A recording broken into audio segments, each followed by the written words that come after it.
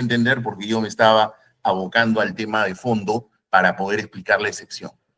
Respecto de la falta de agotamiento de la vía previa, básicamente lo que está diciendo la Procuraduría es de que nosotros deberíamos esperar a que, por un lado, en lo que se refiere a la ejecución forzada, dice la Procuraduría que nosotros deberíamos personarnos como un tercero administrado.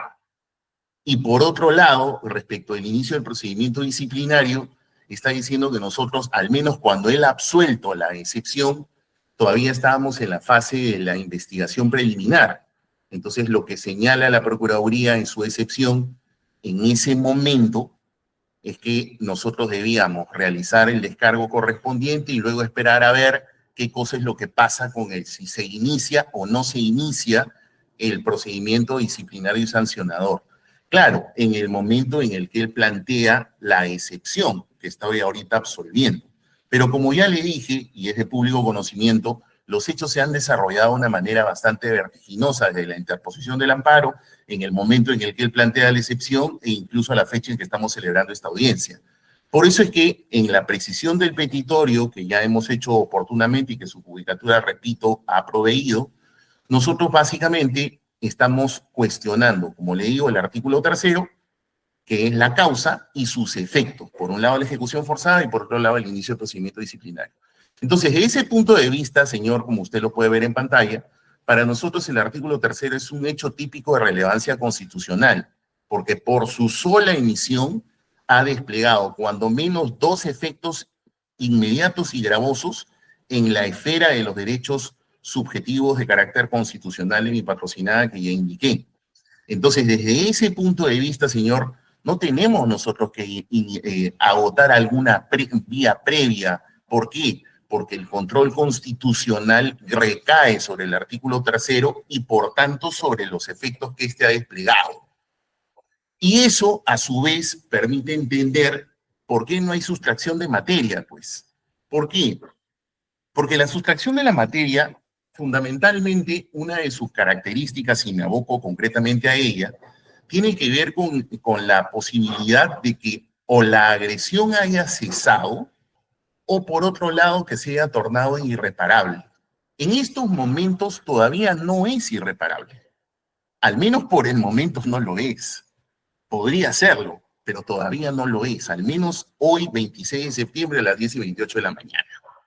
¿Por qué? Porque si usted ampara los derechos fundamentales de la señora Espinosa y usted declara, por tanto, que este artículo 3º es inconstitucional, entonces inmediatamente ese acto deja de ser típico, por un lado, de cara al disciplinario, y deja de ejecutarse forzadamente por otro. Por eso es que le digo que es un tema que recae sobre el acto y sobre sus efectos. Por eso es que todavía la amenaza sigue siendo actual. Tan actual es que por eso yo he hecho una referencia hace un momento, y en todo caso voy a regresar sobre ello después, a la resolución que ha dictado la sala, porque de lo contrario, pues la sala no hubiera declarado la nulidad de la resolución dictada por su judicatura, le hubiera dicho usted que vuelva a proveer la medida cautelar, porque una de las características de la medida cautelar es el peligro en la demora. Entonces, por eso es que hago reminiscencia a ello. No lo estoy haciendo porque estoy saliendo de foco o algo por el estilo, sino que de esa manera se puede acreditar también que evidentemente no solo estas excepciones son infundadas, sino sobre todo de que la causa tiene plena actualidad. Tan actuales que dentro de sus efectos desplegados, mi clienta lamentablemente está suspendida en su cargo. Y por eso ya está un fiscal interino, subrayo, porque evidentemente pues está dependiendo de lo que su judicatura constitucional pueda amparar. Eso es, señor, por eso es que, perdóneme, por eso que yo he querido en realidad referirme al fondo del tema al inicio, para que se pueda entender todo, pues, porque si no, perdóneme, yo de frente iba a las excepciones, cómo se entiende el contexto, ¿no? Pero en todo caso, voy a regresar sobre el fondo del asunto de acuerdo a cómo usted va dirigiendo el debate. Gracias. Gracias, doctor Luciano López.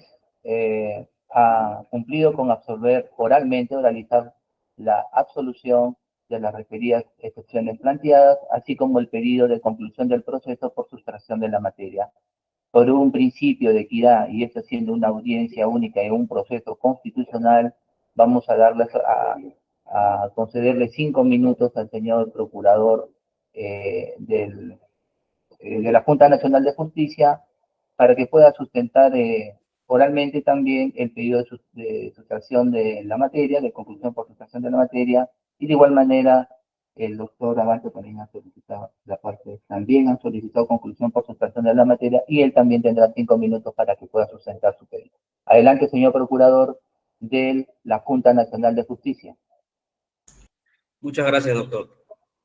Bueno, en el presente caso debe, en principio precisarse, ¿no? En su último escrito, el último escrito que se nos ha notificado, la parte demandante efectuó una precisión, señalando que la pretensión principal, la única pretensión principal, está referida a la nulidad del artículo 3 de la resolución 231/2025. En ese sentido, se debe tener en cuenta que ese artículo 3, a la fecha, es inejecutable, por distintas razones. En primer lugar, con fecha 25 de junio del 2025, se suspendió temporalmente en el cargo a la señora Patricia Benavides, y evidentemente desde esa fecha ella no podía ser repuesta ni como fiscal suprema ni como fiscal de la Nación.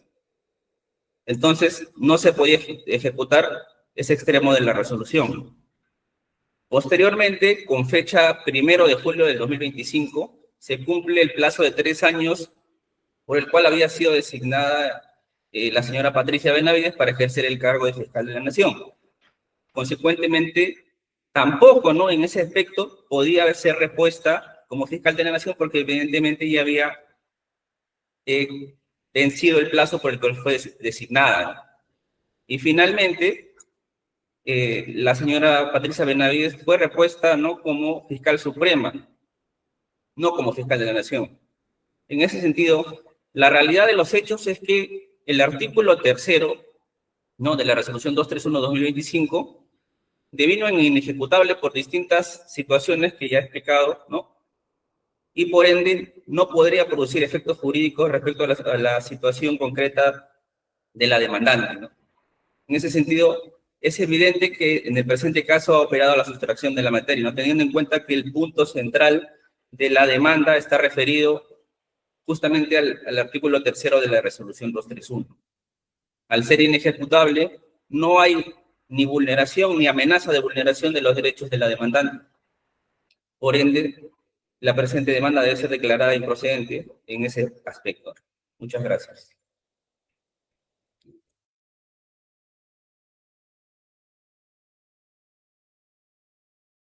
Está apagado su micrófono, doctor.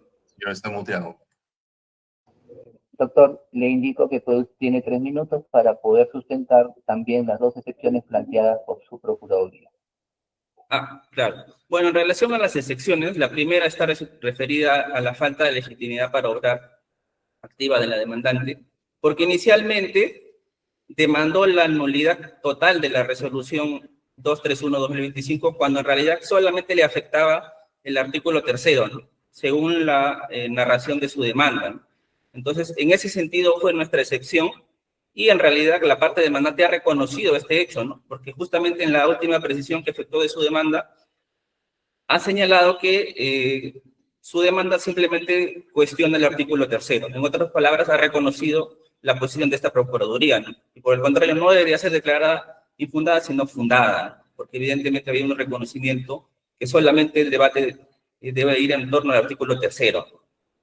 Ahora bien, en cuanto a la excepción de falta de agotamiento de la vía previa, administrativa en este caso, hemos señalado pues que la demandante debió recurrir previamente al amparo, a la vía administrativa, ¿no?, cuestionando en todo caso si ella consideraba que el artículo 3 de la resolución 231 le afectaba, debió oponerse, ¿no?, y ejercer los medios de defensa dentro del procedimiento administrativo, y ello ha sido incluso corroborado por la propia demandante, porque con fecha 27 de junio del 2025 se opuso formalmente a la ejecución de la resolución 231, específicamente el artículo 3, mediante un oficio, ¿no? Y a lo largo de incluso después de la presentación de la demanda, ha presentado una serie de oficios, ¿no?, que buscaban justamente cuestionar la ejecución de la resolución 231, ¿no? Lo que evidencia que, en efecto, la demandante, antes de agotar la vía previa, recurrió al amparo, ¿no? Entonces, queda claro, pues, que también se ha configurado un supuesto de improcedencia por la excepción de falta de agotamiento de la vía administrativa. Muchas gracias.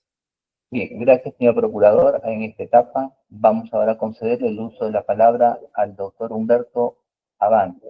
Doctor, tiene 5 minutos para que usted sustente sobre todo el pedido de sustracción de la materia formulado por su parte. Adelante, doctor Abante.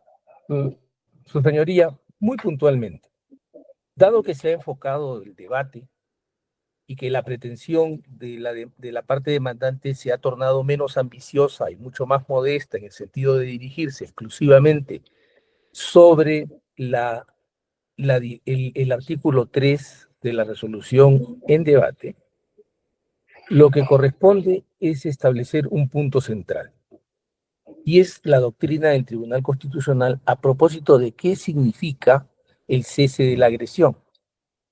Y voy a citar, por ejemplo, la sentencia 1272-2023, acción de amparo, en la que se señala que una de las interpretaciones de la sustracción de la materia es el cese de los hechos que en su momento sustentaron la interposición de la demanda.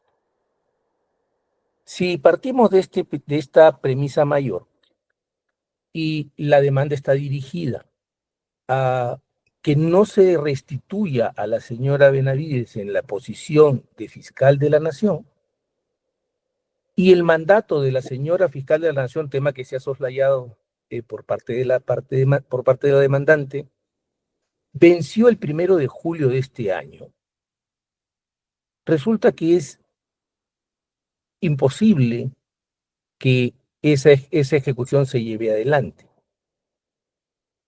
Y como es imposible que esa ejecución se lleve adelante, y además nosotros, me refiero a mi defendida y a su defensa, no hemos pretendido ante la Junta Nacional de Justicia la ejecución de ese extremo, sino que nos hemos limitado a aceptar, como corresponde, la reincorporación de la doctora Liz Patricia Benavides Vargas, quien, tomo acá el dicho del doctor López, tiene varias carpetas fiscales abiertas por su defendida, y se ha conformado con reincorporarse como fiscal supremo. Esta situación no tiene ninguna prosperidad. Ahora, lo que encontramos, su señoría, y sí queremos subrayar esto previamente a entrar al debate de fondo, es que el doctor López nos dice que él ha precisado su pretensión, pero nos señala una precisión que supone una modificación de la demanda fuera de la regla del artículo 428 del Código Procesal Civil. Porque si usted mira la demanda original, esa coletilla de "y sus efectos" no está. Y cuando él hace su precisión, la demanda ya nos había sido notificada a todos. Ocasión en la que precluyó toda posibilidad de modificar el petitorio.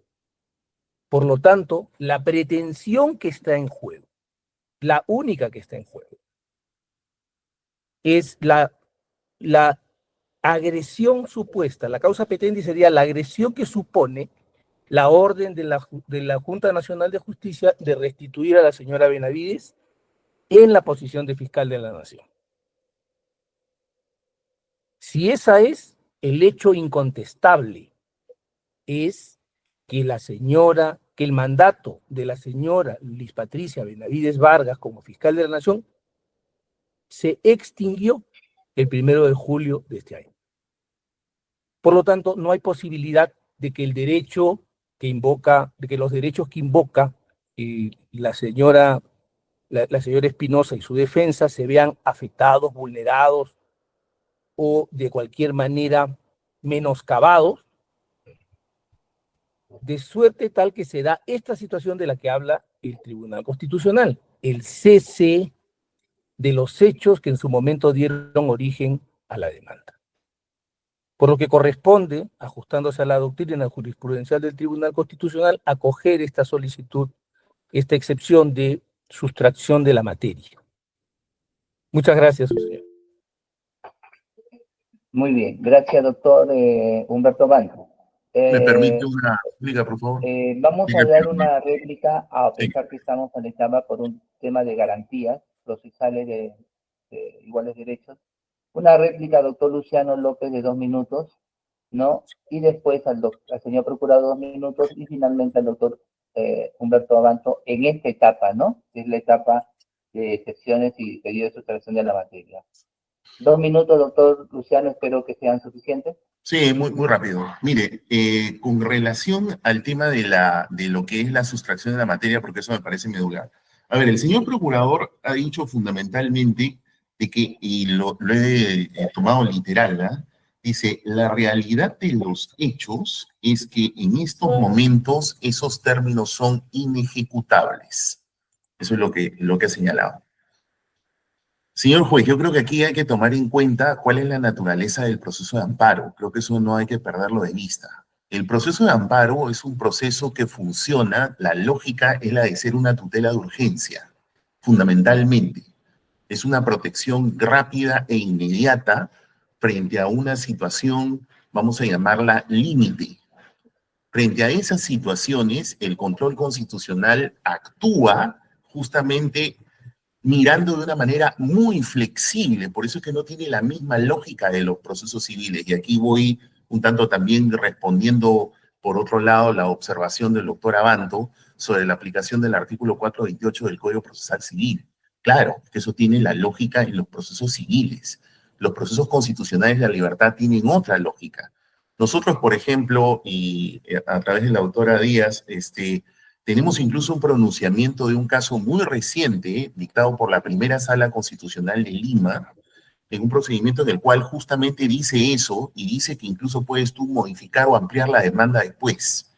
Nosotros no hemos hecho ninguna ampliación ni nada por el estilo, hemos hecho precisiones, fundamentalmente. Pero voy al punto. Entonces, nosotros, señor, no estamos, o al menos le planteamos a usted como juez constitucional que, tomando como base que este es un proceso de urgencia, que es muy flexible, que no responde a la lógica de los procesos civiles, tome en cuenta que en realidad aquí lo que hace actual la tutela tiene que ver con el despliegue de los efectos. Por eso es que nosotros hemos pedido en la precisión del petitorio la nulidad del artículo 3º. Y sobre eso se ha abierto el contradictorio, tanto así que el señor procurador, al momento de contestar la demanda, él toma en cuenta ese planteamiento y lo contesta. Así está en la fijación de la litis a la luz de el propio ejercicio del derecho de defensa de la Procuraduría de la Junta Nacional de Justicia, y ahí está su escrito, usted lo va a poder revisar. Entonces, desde ese punto de vista, como nosotros estamos pidiendo la nulidad del artículo 3º, por eso es que hemos hecho en la precisión del petitorio lo que concierne a las consecuencias accesorias. ¿Y eso qué tiene que ver? Obviamente, pues entonces, que también se invalide la parte de la ejecución forzosa y cualquier procedimiento disciplinario que se haya abierto. ¿Por qué? Porque indudablemente solo puede ser un acto típico el artículo 3º si es que este no es invalidado. Pero si es invalidado, indudablemente va a arrastrarlo. Entonces, yo no estoy cuestionando el disciplinario en su contenido, lo que estoy diciendo es como consecuencia.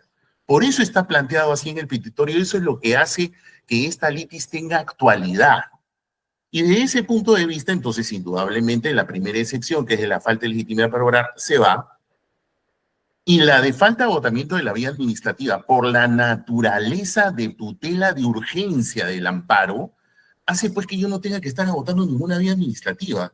Primero, porque además, y eso es una de las cosas que se han cuestionado, tanto a nivel de los medios de comunicación, y además lo hemos dejado constancia también en los recursos presentados en este proceso, es que nosotros, sin ser parte de ese procedimiento, hemos terminado siendo afectados. O sea, la doctora Espinosa ha terminado siendo afectada.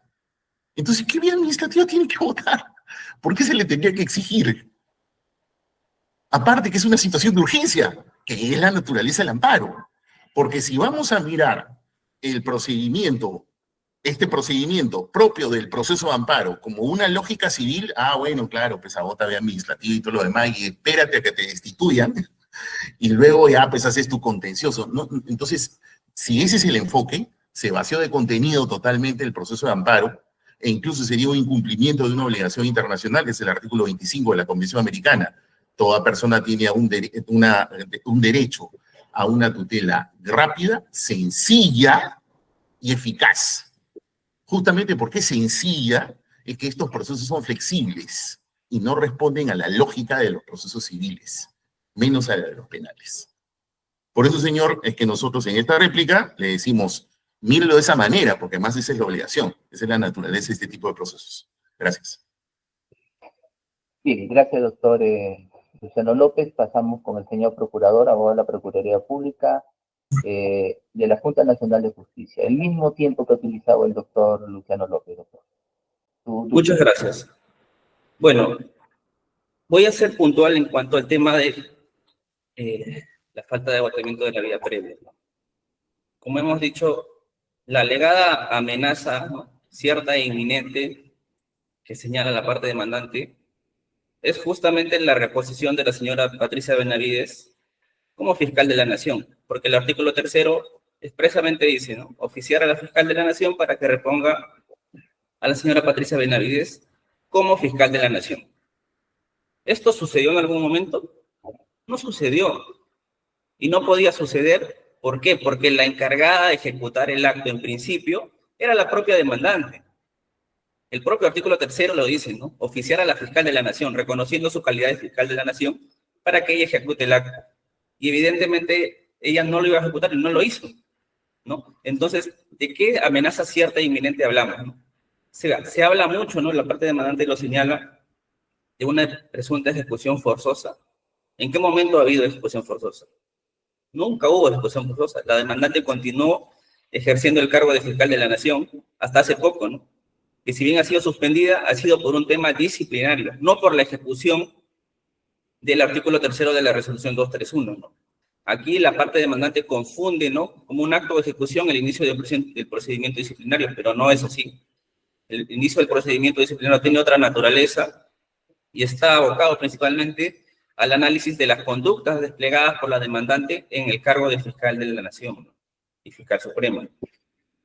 En ese sentido, en realidad no ha habido pues un agotamiento de la vía previa porque, como hemos dicho, la propia demandante, después de presentada la demanda, cuestionó la ejecución de la resolución 231, ¿no?, del artículo 3º, porque presentó un oficio el 27 de junio, ahora la demanda es del 18 de junio. Ella misma, ¿no?, ha reconocido a través de sus actos que efectivamente tenía la posibilidad de agotar la vía previa, tenía la posibilidad de cuestionar la ejecución, ¿no?, y lo hizo efectivamente el 27 de junio y en varias otras fechas a través de diversos oficios, ¿no? Entonces resulta evidente que no había una amenaza cierta e inminente, porque se podía cuestionar el acto de ejecución. Por ello, en ese extremo, ¿no?, la excepción de falta de agotamiento de la vía administrativa debe ser declarada fundada. Y en cuanto al tema de la sustracción de la materia, igual, ¿no?, reiterarme que desde el 1 de julio no se podía ejecutar porque la señora Patricia Benavides ya había cumplido el plazo para el que fue designada. Y antes de eso, incluso desde el 25 de junio, ya había sido suspendida por el Poder Judicial. Lo que se corrobora, pues, porque finalmente la señora Patricia Benavides fue repuesta solamente como fiscal suprema. Por todo ello, señor, pues, solicitamos pues que se tenga en cuenta ello para la improcedencia de la demanda. Muchas gracias. Bien, gracias, señor procurador. Y la réplica final en cuanto a esta etapa de la audiencia al doctor Humberto Abán. El mismo tiempo, doctor Abán. Muchas gracias. Puntualmente, el debido proceso, su señoría, es notice and hearing en su contenido más básico o más elemental, como lo señala la homogénea doctrina de la Suprema Corte de los Estados Unidos, de donde ha venido esta institución para ser atraída o receptada en nuestro país. ¿Qué significa esto? Notificación y audiencia. Es decir, la persona debe conocer aquello de qué va a debatir. El Código Procesal Constitucional establece cómo se interpone una demanda y cómo se acumulan las pretensiones. Y remite, por imperio de la disposición primera, final primera del Código Procesal Civil, todo lo demás a ese ordenamiento.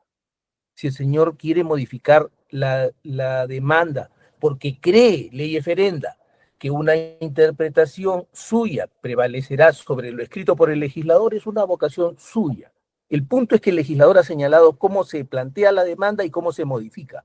Y eso no viola los derechos a nadie, porque sería grave que haya un proceso en el que el demandante vaya variando su pedido cada vez que le parezca que está siendo derrotado por la otra parte y los juicios no acabarían jamás. Entonces, puntualmente, se ha situado el debate en este asunto. Y su señoría, creo que está pidiendo a alguien la palabra.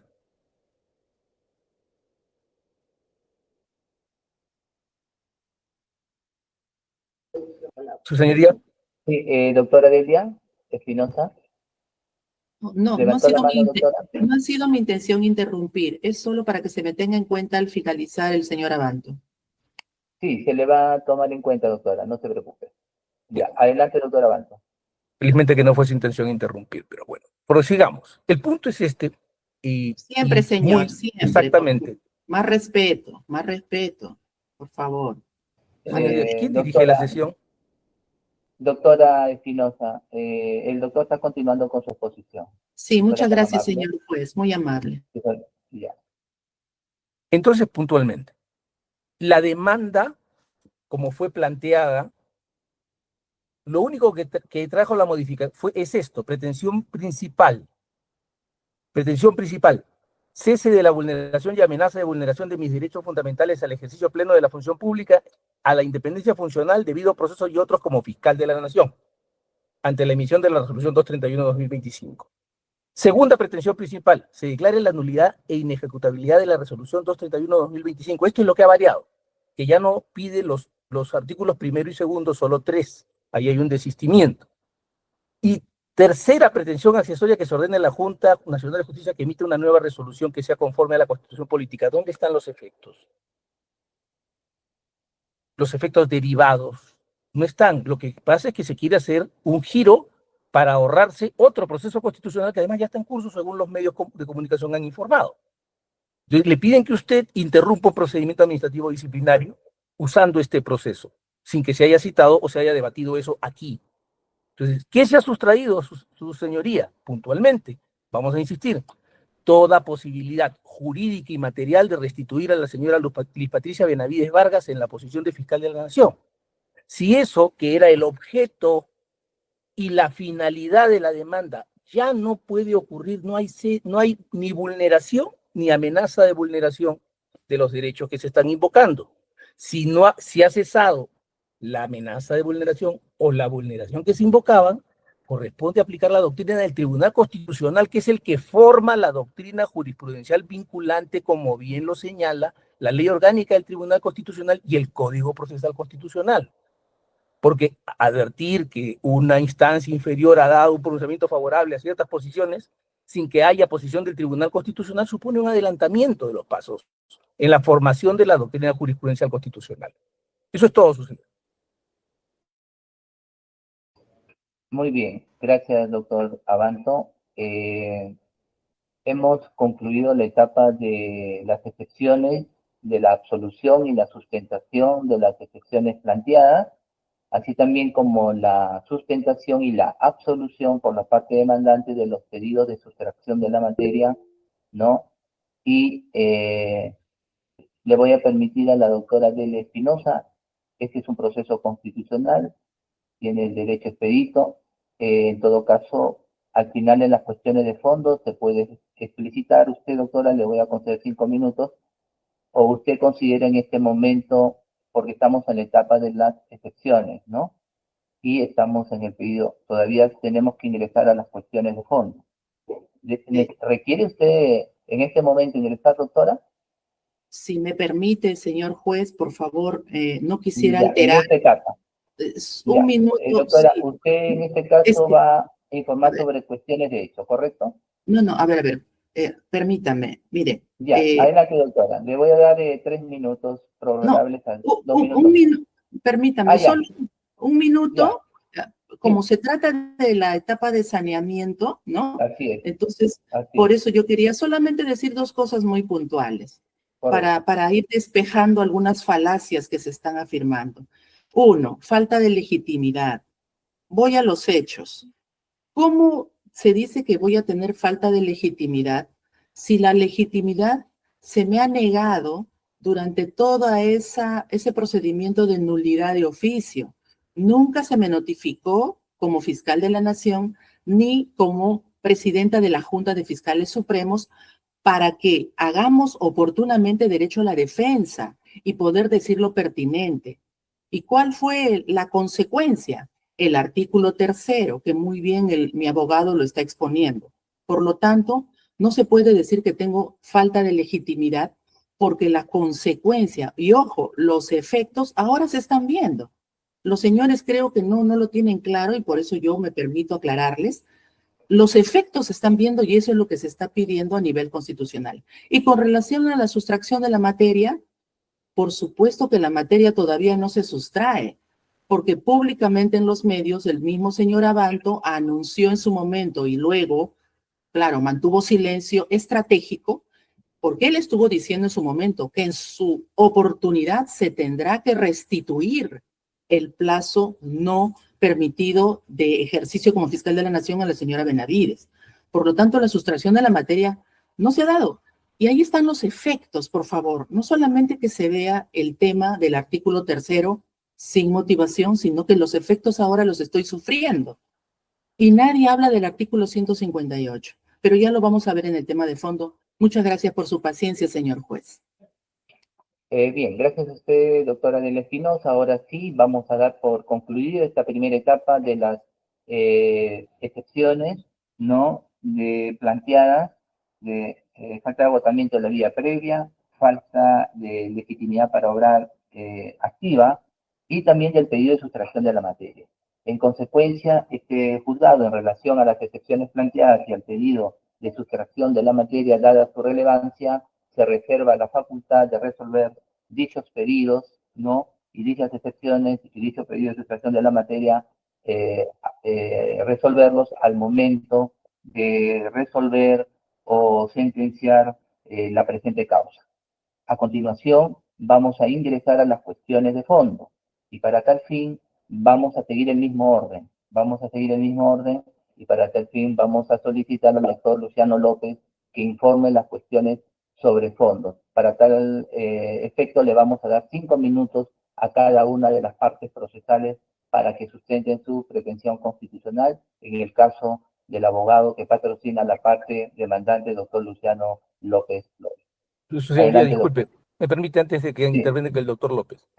Sí, doctor.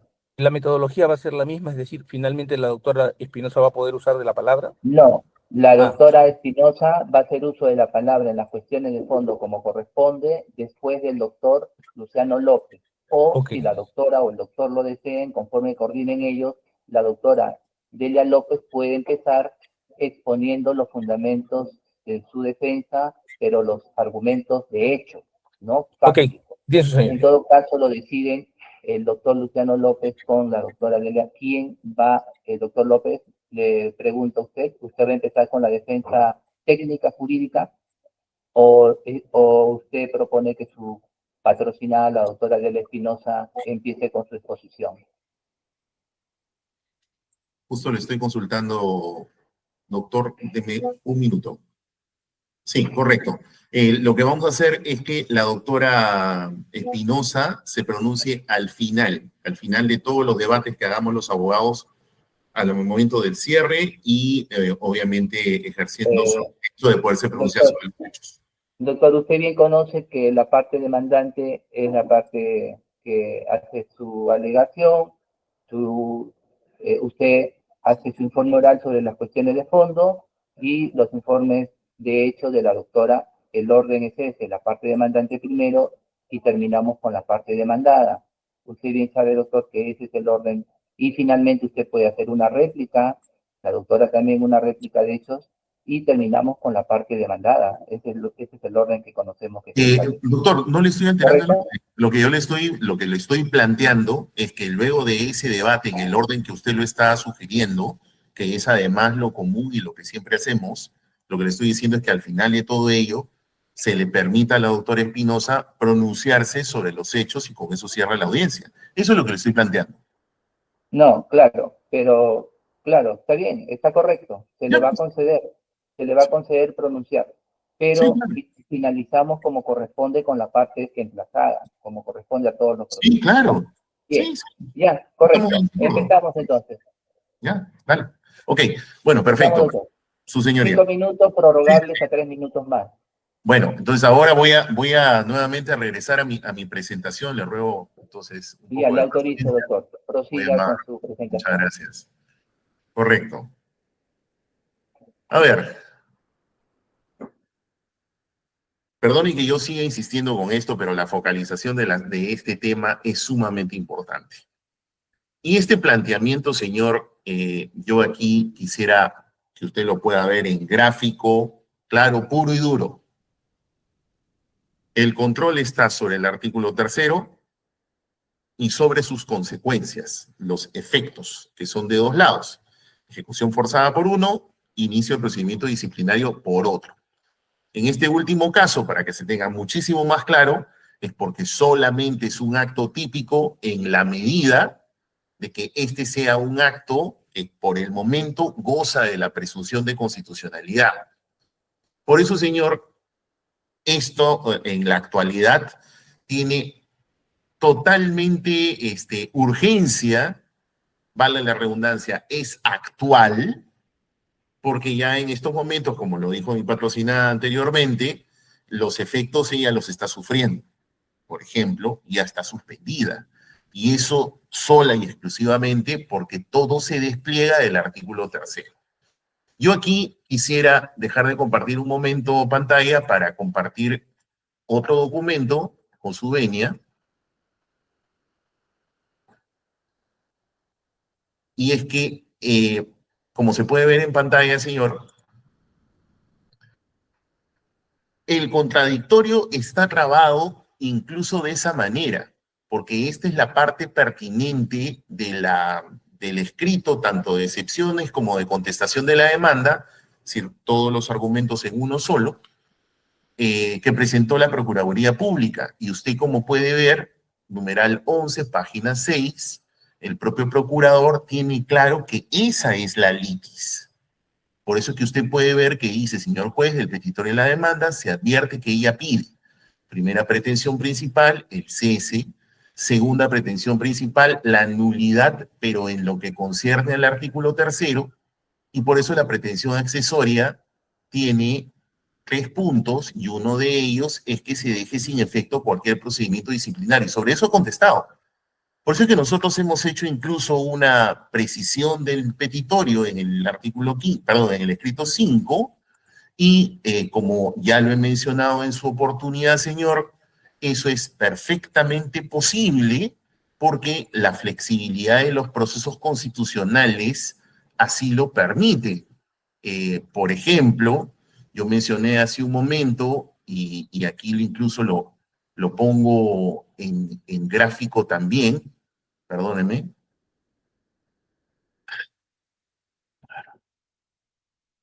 Cosas. Acá está. Perdóneme, señor, a modo de ejemplo, usted puede ver, este es el pronunciamiento que yo hablé hace unos momentos. Es una resolución muy reciente, por ejemplo, de la primera sala constitucional de Lima. Este es el expediente 4935-2024, del 24 de abril de 2025, donde justamente dice que, carambas, estas cuestiones como las del 428 del Código Procesal Civil, etcétera, están pensados para procesos civiles, pero en los procesos constitucionales todo es totalmente flexible, es absolutamente flexible.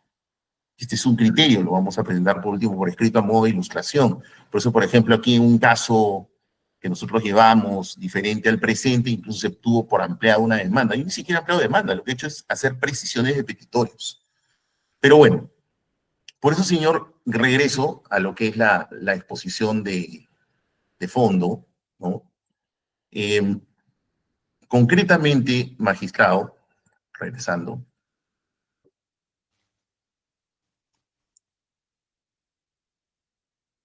Como les digo, lo primero, problema de motivación.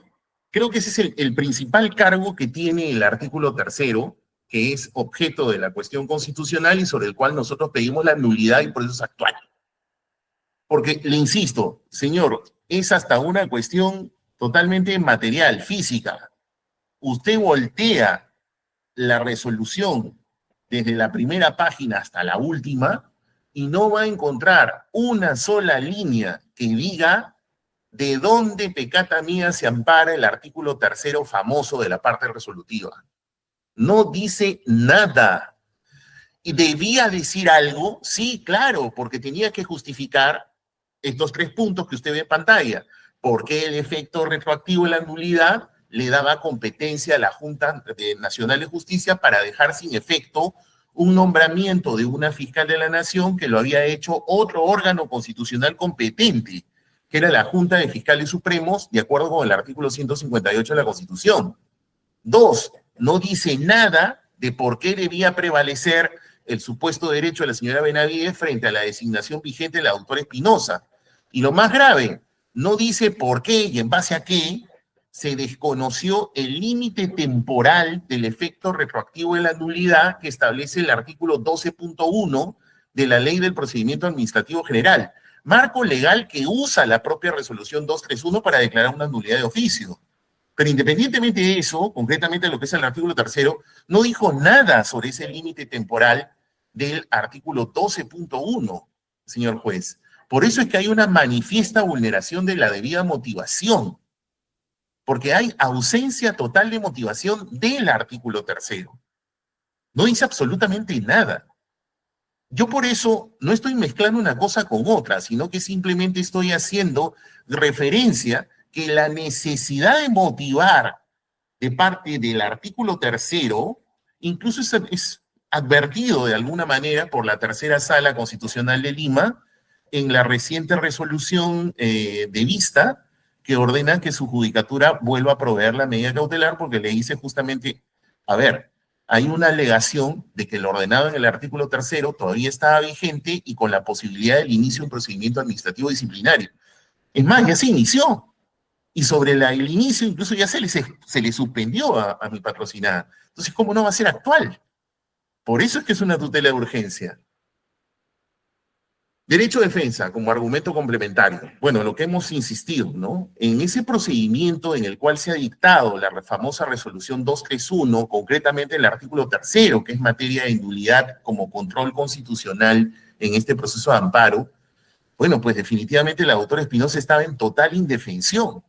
Ella, o sea, ni siquiera fue citada ni nada, simplemente sale una resolución y le dice, usted quítese su medalla fiscal de la nación y déjesela a la otra persona.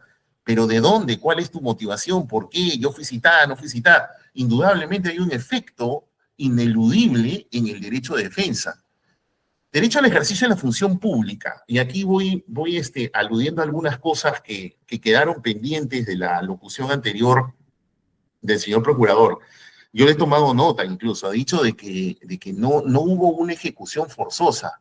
Perdóneme, ¿cómo que no hubo ninguna ejecución forzosa? Fue hasta de público conocimiento. Nosotros le hemos documentado en autos incluso, porque como le vuelvo a manifestar, magistrado, es de público conocimiento que este caso ha tenido una dinamicidad en su desarrollo. Por ejemplo, la doctora la directora de procedimientos disciplinarios, lo que hizo fue iniciar la ejecución forzosa, pedir auxilio de la fuerza pública. El propio presidente de la Junta Nacional de Justicia también lo hizo, eso incluso fue anunciado en los medios. Como lo mencionó mi cliente hace un momento, la doctora Espinosa, públicamente aquí mi colega, el doctor Abando, también declaró públicamente que iba a consultar, ahí está, el fuente RPP, iba a consultar a la Junta Nacional de Justicia si el cargo de Patricia Benavides podría extenderse en caso que se anule su suspensión. No sé si a lo mejor desistió de ese intento, pero lo cierto es que todo ello impacta en el ejercicio de la función pública. ¿Por qué? porque la jurisprudencia constitucional, nosotros lo hemos expuesto con detalle también en la demanda y en posteriores escritos, implica no solamente el derecho de acceder, sino de permanecer en la función sin alteraciones. E indudablemente la ejecución forzosa, que por el momento nadie sabe si está suspendida, la van a retomar o no van a retomar, lo cierto es de que ha afectado a la función pública, como también ha afectado la consecuencia del artículo 3º, que ha sido de que por considerar que hay un incumplimiento de ese acto que es manifiestamente inconstitucional y por eso hemos venido ante su judicatura, la consecuencia de ese supuesto incumplimiento ha generado de que sea considerado como un acto típico. Y por eso es que estamos en este procedimiento disciplinario que ya a estas alturas del partido se ha desarrollado sumamente. Y aquí quisiera también mencionar justamente lo que estaba ahorita indicando, ¿no? Esto ya lo hemos ingresado también en el expediente, ¿no? Se ha declarado concluida la investigación preliminar, se ha abierto el procedimiento disciplinario, incluso se le ha suspendido a la doctora Espinosa. Y aquí es donde yo quisiera traer a colación, señor, lo siguiente, y con eso termino mi alocución en esta parte. Mire, hay algo que me parece que puede servir de ilustración para su despacho, de por qué todavía tiene actualidad que su judicatura haga control constitucional el artículo 3º, lo declare nulo y como consecuencia de eso se invaliden los efectos que éste haya generado. Le pongo de ejemplo el control constitucional de normas derogadas. Por ejemplo, en una situación análoga, no es igual, por si acaso, por eso le estoy subrayando que es solo un ejemplo. En el caso del control de normas derogadas, del control abstracto, es decir, por ejemplo, en los procesos de inconstitucionalidad, hay una vieja doctrina del Tribunal Constitucional que en la reforma del Código Procesal Constitucional del 2021 se ha recogido a nivel positivo. ¿Cuál es?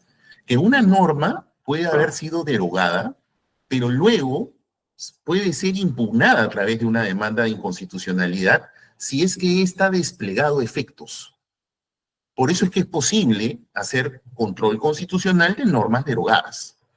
Por eso es que, nuevamente, señor juez, le hago, por favor, la precisión, ¿eh?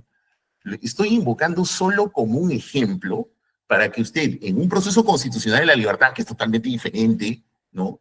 Porque tiene que ver con hechos y situaciones, en este caso aún es mucho más claro, porque los hechos y situaciones jurídicas le permiten mostrar a su judicatura que ese famoso artículo 3º tiene total actualidad porque continúa desplegando efectos. Tanto así ha desplegado efectos que ha tenido una ejecución forzosa demostrada, que usted la va a ver en autos, ya para qué, señor procurador, dice que no hay, ¿cómo es eso? Es más, hasta en su contestación es muy de algunas, pero bueno, y en fin, usted lo verificará al momento de resolver. Pero incluso ha desplegado una ejecución forzosa y por otro lado ha activado incluso un procedimiento disciplinario. Entonces, ¿cómo podrían mirarse solo del lado de no se ha ejecutado, hoy es inejecutable? Oye, esto no es un proceso civil, ¿ah? Donde vamos a discutir una ejecución, ¿ah? Este es un proceso constitucional de la libertad, donde tiene otro tipo de mirada. Por eso es que le pongo incluso como ejemplo, aunque no es igual, por si acaso, lo que sucede en otro mundo, que es el control abstracto. Se puede hacer control de normas derogadas si es que éstas continúan desplegando efectos. Por eso se permite. Por eso es que ahí, por ejemplo, en esos casos no hay sustracción de materia. Y hay enorme jurisprudencia que lo dice el Tribunal Constitucional. Entonces, señor, yo con eso termino. Primero, en conclusiones, entonces, el artículo 3º tiene plena actividad, es total actualidad, porque se requiere su nulidad justamente para que deje de desplegar efectos inconstitucionales. Porque el hecho de haber afectado la función pública, la debida motivación, la interdicción de la arbitrariedad y todos estos derechos fundamentales que hemos argumentado desde la demanda y en sus precisiones posteriores, lo que grafica es que es una necesidad actual, porque solamente invalidándolo va a poder arrastrar a los efectos que éste continúa desplegando. La ejecución forzosa ni sabemos si está suspendido o no, porque no tenemos ninguna respuesta oficial de parte de la Junta. Pero lo que sí queda claro es que el disciplinario nos sigue perjudicando, porque solamente es un acto típico porque sigue estando vigente. Y por eso es la necesidad del control constitucional.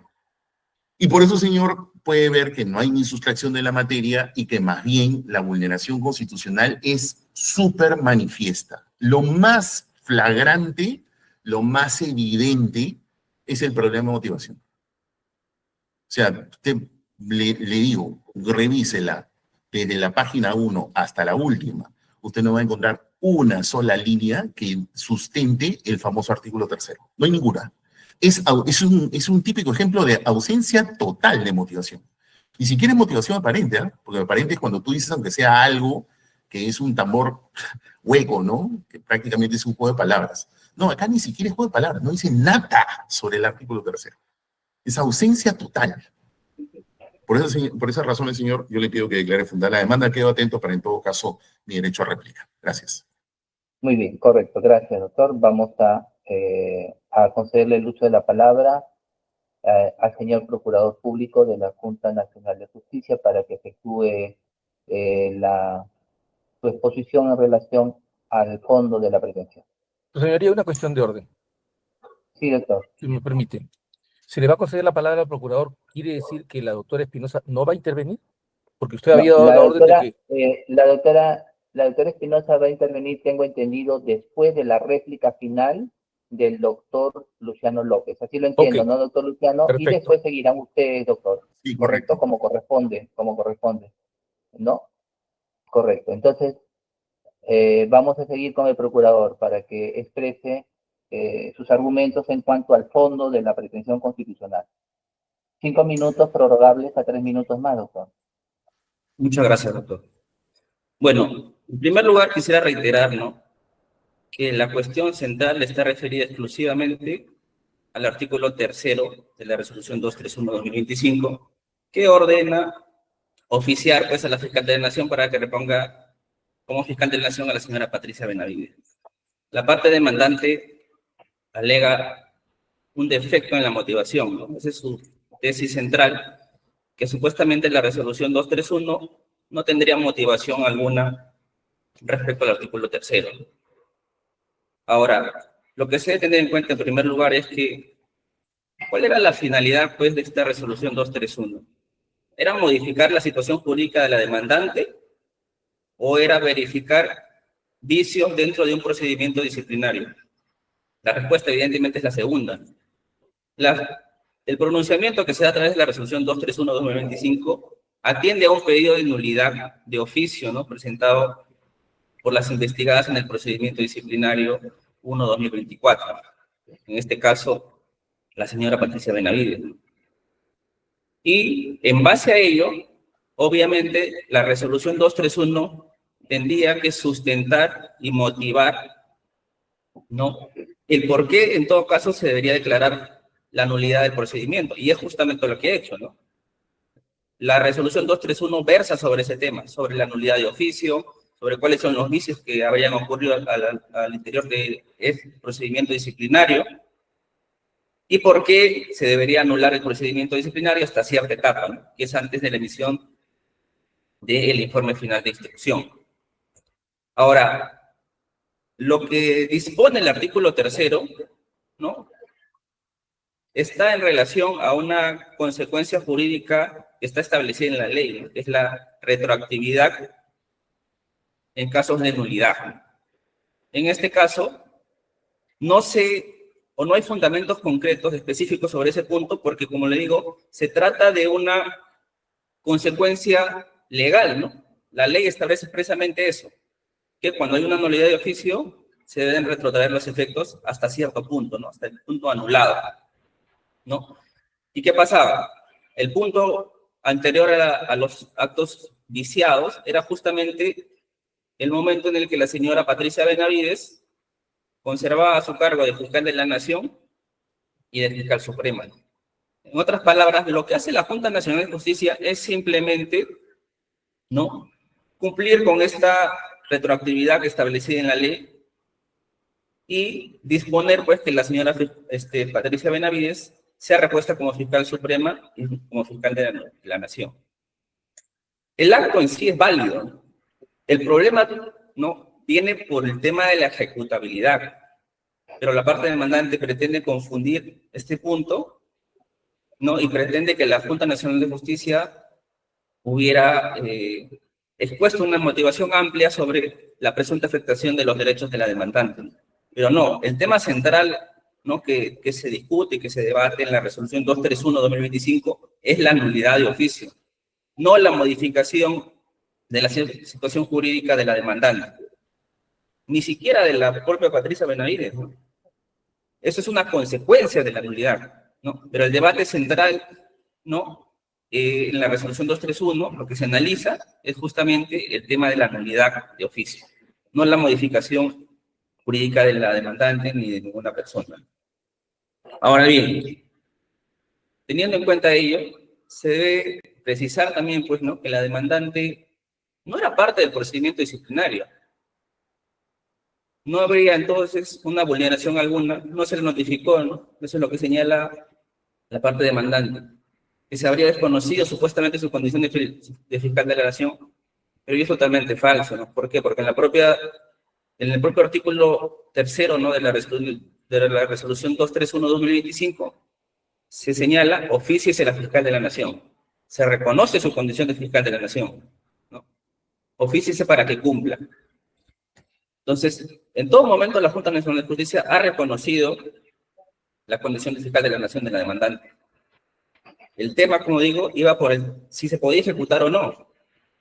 Entonces, ahí, recién entonces, en la etapa de ejecución, es que la demandante debía intervenir, como efectivamente lo hizo en su momento, ¿no? Como he dicho, después de presentar la demanda, con fecha 27 de junio, presenta una oposición formal a la ejecución. Pero más allá de todo eso, queda claro, pues, que en realidad no se ha vulnerado la debida motivación de la demandante, porque no era parte del procedimiento disciplinario y porque en todo caso las cuestiones respecto a la ejecución del acto se debían hacer de manera posterior, ¿no?, justamente en la etapa de ejecución, y ello lo hizo, ¿no? Ahora, si el acto era ejecutable o no, eso no determina la nulidad del acto cuestionado, ¿no?, que es la resolución 231.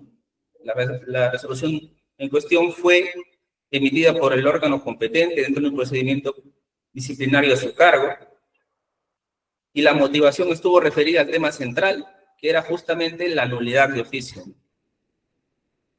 Por ello, consideramos, pues, que no hay en realidad un vicio de motivación que amerite, en todo caso, la nulidad del artículo, porque ello, como he dicho, pudo haber sido cuestionado, y de hecho fue cuestionado en la etapa de ejecución. Y tener en cuenta también que la parte demandante no era parte dentro de ese procedimiento disciplinario, porque lo eran simplemente la señora Patricia Benavides, la señora Emma Benavides y una persona adicional. Más allá de eso, en lo referido al tema de la ejecución, debo señalar, pues, que en ningún momento hubo ejecución forzada, ¿no?, como lo pretende señalar la parte demandante. Ese es un error de concepción que tiene. Hay un oficio, sí, por parte del presidente, eso está claro, pero ¿qué acto de ejecución forzada hay? En algún momento, no sé, la policía se acercó a la Fiscalía de la Nación para retirarla. ¿Hay un acto concreto de ejecución forzada? No lo hay. No, se pretendió, pero ¿realmente se podía ejecutar forzadamente esa resolución? La tesis de esta Procuraduría es que no. ¿Por qué? Porque la reposición de la señora Benavides se tenía que hacer a través de un acto de la Fiscalía de la Nación. La policía no podía obligar a la demandante a emitir una resolución donde se reponga a la señora Patricia Benavides. Entonces, materialmente era imposible que se ejecute forzadamente la resolución 231, ¿no? Más allá del oficio y el requerimiento que efectuó la Dirección de Selección y Nombramiento, ¿no? Materialmente era imposible una ejecución forzada. Y finalmente debo señalar que el tema del procedimiento, bueno, en su momento fue una investigación preliminar, no es una consecuencia directa del acto cuestionado, ¿no? Se inicia una investigación preliminar, en principio, por una denuncia que presenta un ciudadano contra la demandante, ¿no? Y la Junta Nacional de Justicia, dentro de sus competencias, ha dado trámite a esa denuncia. Al momento de la presentación de la demanda, El Estado era que se había corrido traslado a la demandante para que absuelva, nada más. Entonces, se trata de un tema que debe separarse, no debe tomarse, ¿no? Porque sería un error, no debe tomarse como una consecuencia de este acto cuestionado, porque parte de la,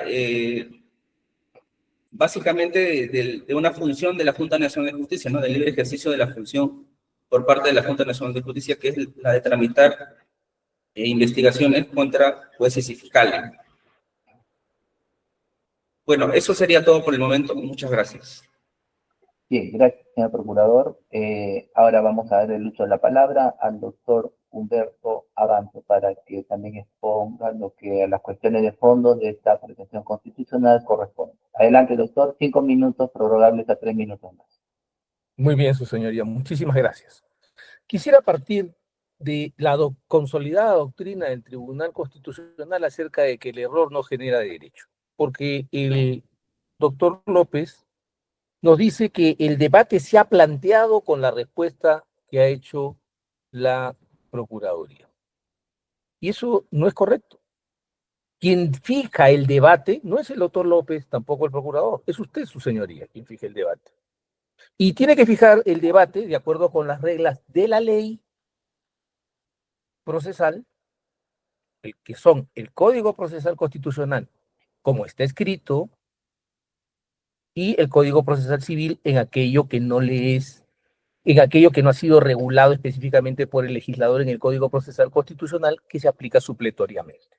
Así funciona el sistema de fuentes en nuestra Constitución y en nuestro país.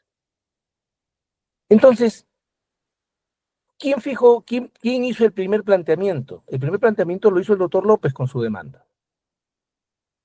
Puso una demanda con unas pretensiones que se las he leído a su señoría y usted las puede revisar fácilmente. Los efectos no estaban allí. Estos efectos derivados de lo que está hablando hoy el doctor López no están en su demanda. Es muy respetable la opinión de los doctores Ordóñez, Tapia y Cueva, pero no son el Tribunal Constitucional, no reemplazan al Tribunal Constitucional. En nuestro sistema constitucional, el Tribunal Constitucional es el intérprete supremo de la Constitución. Y además, el intérprete supremo de las normas en conformidad con la Constitución. No la primera sala constitucional de Lima. Entonces, partiendo de ahí, el debate comienza con cuáles son las pretensiones planteadas. El doctor López nos dice, yo he hecho unas precisiones. No, hay una diferencia entre la precisión y la modificación. La precisión no afecta a la materia. La modificación altera lo que se está planteando. Él introduce un tema que no estaba en su demanda original. Y esa modificación se rige por el 428, aunque no le guste a los doctores Ordóñez, Cueva y Tapia. Ese punto tiene que ser resuelto aquí, su señoría, a propósito de cuál es el objeto del debate, y el objeto del debate es el planteamiento que hizo el señor López en su demanda en nombre de la doctora Espinosa, señalando cuáles son las pretensiones. Su primera pretensión principal, su segunda pretensión principal, su pretensión accesoria. Las precisiones que hizo, es decir, retirar todo el artículo 1 y 2, se toman como desistimientos. Que esas son las declaraciones jurídicamente relevantes, donde voy a hacer un pequeño paréntesis. Las cosas que las personas decimos en las declaraciones públicas no son jurídicamente relevantes en los procesos, a menos que se levanten cargos contra la persona a la que se está citando. Las declaraciones en los procesos son solemnes, necesitan un pronunciamiento expreso, y me encantaría que tanto el señor López como quienes se refieren a esto citen una declaración formal en procedimiento hecha por mí en nombre de mi defendida. Si no la tienen, sería bueno también que la reconozcan. Entrando al fondo, su señoría, el doctor López dice que es defectuosa toda resolución de nulidad que no explique, y voy a citar expresamente, el artículo 12, literal 12.1 de la Ley del Procedimiento Administrativo General. Toda resolución de nulidad de oficio que no explique por qué el legislador puso el artículo 12 de la Ley del Procedimiento Administrativo General y específicamente el numeral 12.1, cuyo enunciado normativo es muy simple. La declaración de nulidad tendrá efecto declarativo y retroactivo a la fecha del acto, salvo derechos adquiridos de buena fe por terceros, en cuyo caso operará futuro. En este caso, señoría, el punto es sencillo. Y vamos a remitirnos a la resolución 89-2024. ¿Qué dijo la resolución 89-2024 en su mandato octavo o artículo octavo? Tener por concluido el presente procedimiento disciplinario ordinario y en consecuencia destituir a la señora Liz Patricia Benavides Vargas del cargo de fiscal suprema y en consecuencia en el cargo de fiscal de la nación por el extremo del cargo número 1. ¿Se entendió claramente el mandato?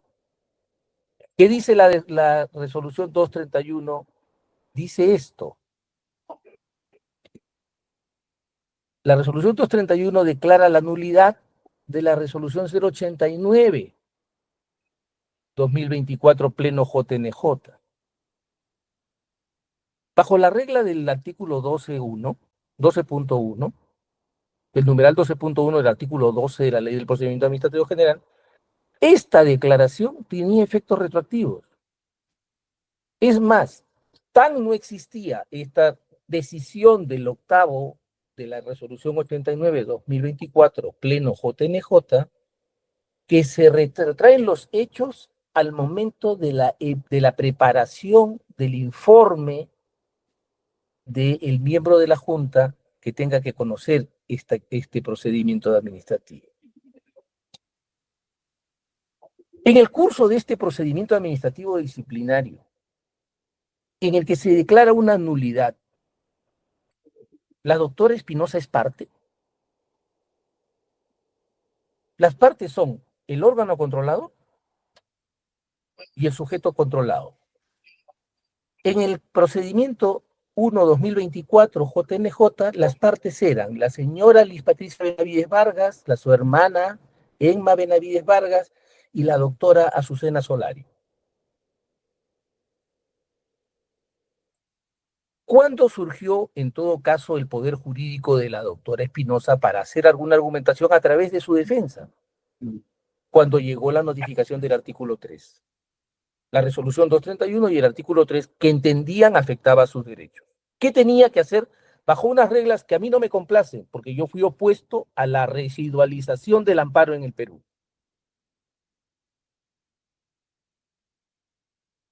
Otras personas sí estuvieron a favor de la residualización del amparo cuando se cambian las reglas de la 23.506 y se hace el primer Código Procesal Constitucional en el Perú. Y se estableció la necesidad de agotar la vía previa en un acto de deferencia del legislador hacia los órganos administrativos. ¿Esta deferencia se ha cumplido en este proceso? Como está probado, la demanda fue prematura. Se corrió al juzgado constitucional en vez de acudir a la Junta Nacional de Justicia y decirle, oiga, usted tiene que tener en cuenta que está perjudicando mis derechos. ¿Qué hay en el ejercicio de los derechos procesales, su señoría? Un deber de diligencia. Como le gustaba decir a Augusto Mario Morelo, el derecho a la tutela o el derecho al debido proceso son derechos, y esto lo tomaba una expresión del derecho penal, que no es menos que de las otras ramas del derecho, como parece ser, se entiende en algunos casos, es un derecho calificado, es decir, requiere el cumplimiento de ciertos requisitos y ciertos presupuestos y ciertas exigencias de diligencia que no pueden ser trasladadas a nadie.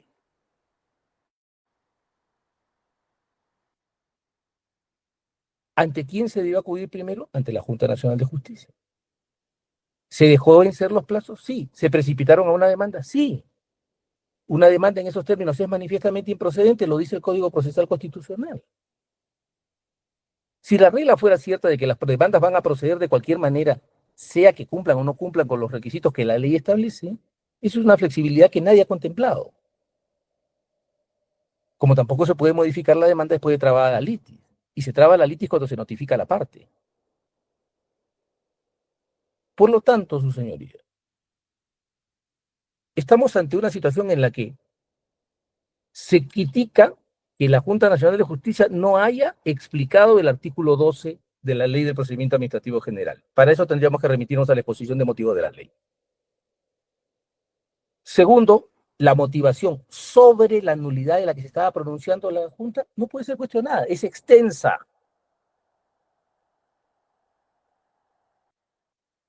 Y la conclusión a la que llega se puede percibir con claridad, se puede disentir, puede no gustar, ese es otro tema, pero que está la premisa mayor, está. Que está la premisa menor, está. Que la conclusión deriva de la premisa mayor y la premisa menor, es constatable. ¿Dónde está la deficiencia de la motivación? Que no se dijo el artículo 12, no tenemos que nombrar la ley. Vamos a dar un ejemplo sencillo, su señoría. Imagínense un padre diciendo, pero en la partida de nacimiento del hijo, en el certificado de nacimiento, no dice que yo tenga la obligación de darle alimento. ¿Qué le respondería un juez? Cualquier juez, cualquier persona. Oiga, esa obligación está en la ley. Al momento que usted, padre, asume eso. Entonces, cuando se dicta una nulidad, los efectos retroactivos son inherentes a la nulidad históricamente, doctrinalmente y jurisprudencialmente y legalmente. Por lo tanto, su señoría, la objeción no tiene soporte. La objeción levantada en esta demanda no tiene soporte en el contenido mismo de la resolución y de la ley. Segundo, ha sido prematura. Y tercero, ateniéndonos a lo que se planteó como debate y aún al margen de las contestaciones, insistiendo en la doctrina del Tribunal Constitucional acerca de que el error no genera derecho, le corresponde a usted establecer cuál es el objeto de la litis, con sujeción a los planteamientos de la parte, pretensión y resistencias que se han planteado oportunamente. Por estos fundamentos, respetuosamente, solicitamos declarar improcedente la demanda, su señoría. Muchas gracias. Bien, gracias, doctor Humberto Abanto. Ahora vamos a proceder a la etapa de las réplicas y dúplicas finales. El doctor Luciano López Flores va a tener 3 minutos para la réplica final, o la dúplica final, réplica final, y inmediatamente después va a hacer uso la doctora Delia Espinosa para su informe o réplica final también, y posteriormente el procurador y el doctor Abanto, en este orden. Doctor Luciano López tiene el uso de la palabra, la réplica final. Muchas gracias, magistrado. A ver, en principio, he tomado nota literal lo que dice el señor procurador, ¿no?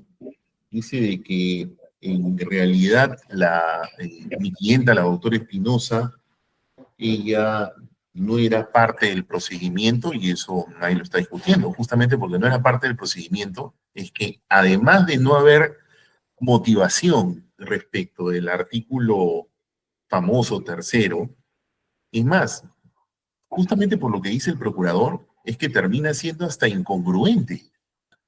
Porque si la doctora Espinosa no tenía nada que ver en el procedimiento, entonces, ¿cómo así aparece el artículo tercero sin ningún tipo de justificación en los fundamentos de la resolución para que ella pueda ser objeto de una orden, de un mandato específico? Si además ni siquiera era parte, como lo dice el propio procurador. Por eso es que tomando lo que él dice, a mí yo tendría que entonces agregar y decir, entonces con mayor razón, pues, hasta además de carente de motivación, carencia total, además, por último, hasta sería incongruente, porque no tiene relación una cosa con la otra. ¿De dónde salió entonces que la doctora Espinosa, que perdónenme la expresión, no tenía vela en el entierro, termina siendo afectada y ordenándole, quítese su medalla de fiscal de la nación y póngasela a la otra señora? ¿De dónde salió eso? Es una clara muestra de que definitivamente tiene unos severos defectos de motivación. Lo segundo, señor, el señor procurador dice que no ha habido ningún acto de ejecución. A ver, bueno. Con su venia voy a proyectar un documento acá que esté en autos, por si acaso. A ver.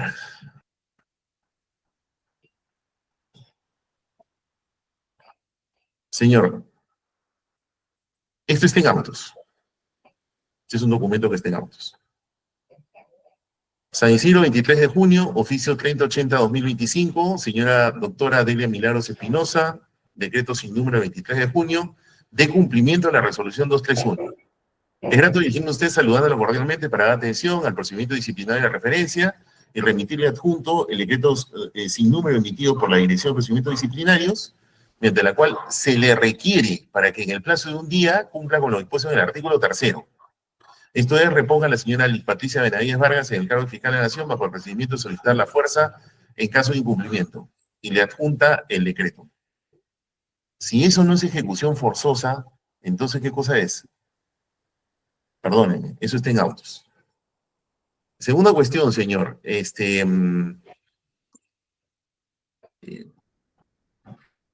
Una de las cosas que se está afirmando acá es de que el famoso artículo 12 no debía citarse explícitamente, como lo dice mi colega, el doctor Abanto. A ver, doctor, lo que pasa es que acá hay un tema que también me parece que es medular. El famoso artículo 12 tiene explícitamente un límite temporal que está en su tenor, que no nos lo hemos inventado nosotros. Textualmente dice, perdóname, acá justo usted lo tiene en pantalla.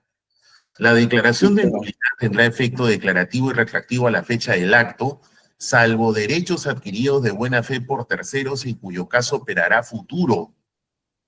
Eso es lo que dice la ley. Entonces, a quien aplica la ley, en este caso la Junta Nacional de Justicia, si iba a aplicar el efecto retroactivo de la nulidad, perfecto, pero el asunto es que tenía entonces que, por imperio de la ley, motivar y decir algo que pasaba con los derechos adquiridos de buena fe por terceros, que en este caso era la doctora Espinosa, porque como vuelvo a repetir, como bien dice el procurador, no era parte del procedimiento, ¿y qué cosa tenía que ver en el procedimiento entonces?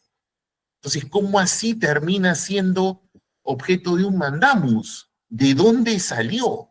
Si la ley explícitamente obligaba al funcionario que aplica el artículo 12.1 a medir ese límite temporal.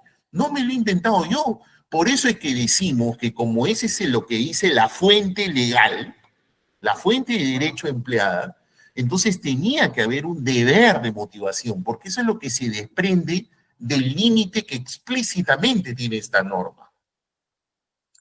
Y finalmente, señor, sobre la base de lo que dice también mi colega, el doctor Abanto, lo que tiene que ver con este asunto de la necesidad de agotar un procedimiento administrativo de parte de mi patrocinada, y por otro lado, sobre este tema de se insiste de la modificación del petitorio, etcétera. Con lo primero. Señor, aquí en realidad lo que quiero que tengamos muy en cuenta es la naturaleza de estos procesos de tutela de urgencia. Son procesos muy flexibles. No solamente son en la referencia que, por ejemplo, yo he planteado o he hecho alusión a un caso incluso que patrocinio de una sala de esta Corte Superior, sino de que esa es la razón, por ejemplo, de que la jurisprudencia constitucional del Alto Tribunal, del Tribunal Constitucional, por ejemplo, ha creado figuras como la suplencia de queja, por ejemplo, o el iura novit curia constitucional, que dice que no necesariamente hay que mirarlo como el iura novit curia clásico que se mira en los procesos ordinarios civiles, sino que tiene una característica especial. Lo llama incluso iura novit curia constitucional. O, insisto, la famosa suplencia de queja. Por eso lo cito como referencias, justamente para poder demostrar que no solamente estos postulados que vienen de la doctrina del derecho procesal constitucional, sino que la jurisprudencia del alto tribunal incluso los recoge. Esa es la razón por la que estos procesos son muy flexibles y yo en realidad lo que he hecho es una precisión definitoria a la luz de la dinámica de los hechos. Y por eso termino con lo primero. Por eso es de que esta deferencia a la que habla mi distinguido colega sobre el agotamiento de la vía administrativa tiene una expresa salvedad incluso en el Código Procesal Constitucional de ahora, el del 2004, e incluso con las viejas leyes de amparo de la década de los 80. ¿Por qué? Porque siempre te decían, si el asunto es muy urgente, si el asunto puede tornarse irreparable,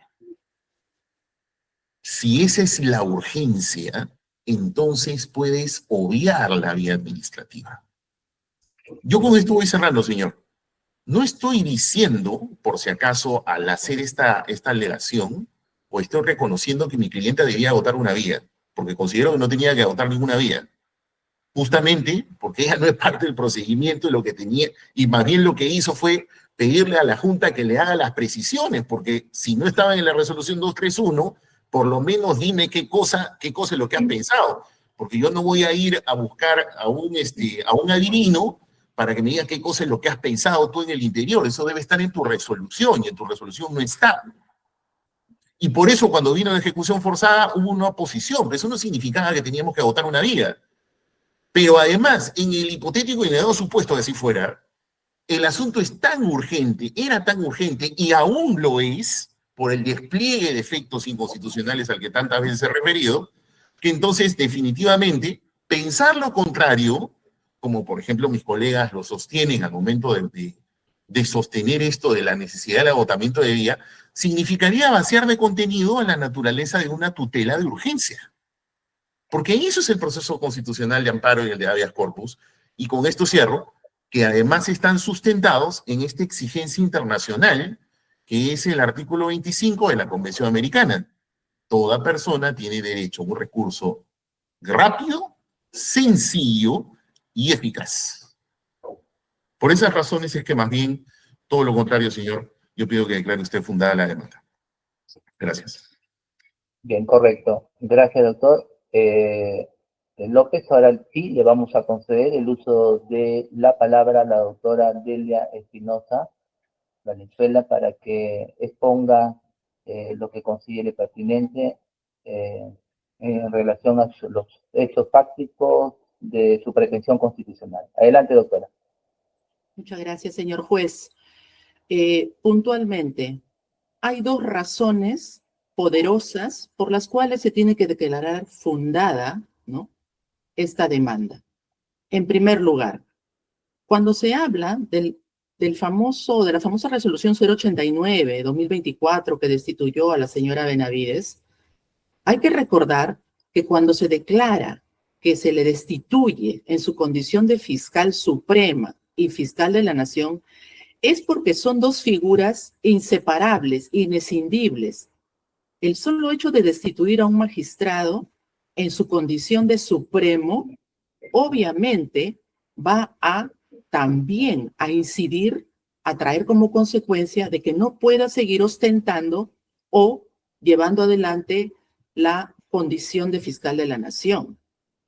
Pero no se puede, con el hecho de retrotraer luego de la nulidad de oficio, que me afectó directamente, no se puede entender de manera falaz, porque la falacia es una aparente verdad. Es una afirmación que quiere demostrar verdad, pero no la es. Cuando se repone por parte de la Junta Nacional de Justicia, y ese es un hecho, se le repone a la señora, si solamente hubieran dicho, repónganla como suprema, perfecto.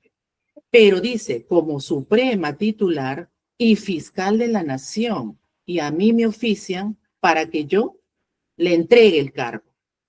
Eso no se puede. ¿Por qué? Porque en ninguna parte de la Constitución establece a la Junta Nacional de Justicia la atribución clara y totalmente indubitable que ellos deciden quién es fiscal de la nación. Eso está en el artículo 158. Y ninguno de los abogados de la Procuraduría, de la Junta o el señor Abanto se han referido a ello. Obviamente no se pueden referir. ¿Por qué? Porque eso traería por tierra sus pretensiones. Ahora, hay un tema que yo le he dicho públicamente. A mí, y por favor que no se tome a mal, pero es la verdad, a mí se me tendió una trampa en el sentido jurídico de que si yo accedía a ejecutar o a cumplir con el artículo 3º de la resolución 231, inmediatamente se me podía, y con toda justicia, el Congreso me hubiera denunciado, me hubiera acusado por infracción a la Constitución. ¿Y por qué razón?